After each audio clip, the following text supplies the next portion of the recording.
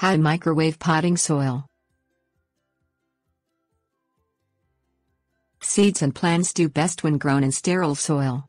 Sterile soil doesn't contain weed seeds, fungus spores or diseases.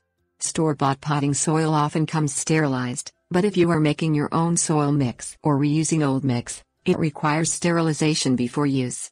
You can do it in your microwave quickly and easily without the need for special tools. Things you will need: Ziploc plastic bag, potting soil, lettuce seeds. Fill a Ziploc plastic bag with 2 pounds of potting soil. Leave the bag open to vent and place inside the microwave. Microwave at full power at 650 watts for 2.5 minutes. Open the microwave and seal the bag closed when the cooking time is complete. Allow the soil to cool completely before removing from the microwave.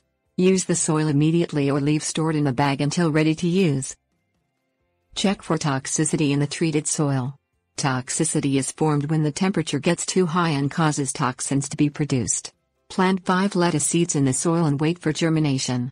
If the seeds do not germinate within 5 days, the soil must be disposed of. Try microwaving at a lower power the next time you sterilize.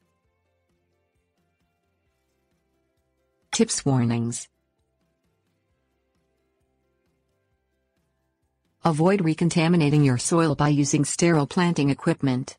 Wash pots and spades in a solution of 1 part bleach to 9 parts water to sterilize before use. Compost in potting soils may produce an unpleasant smell when being heated. This is normal.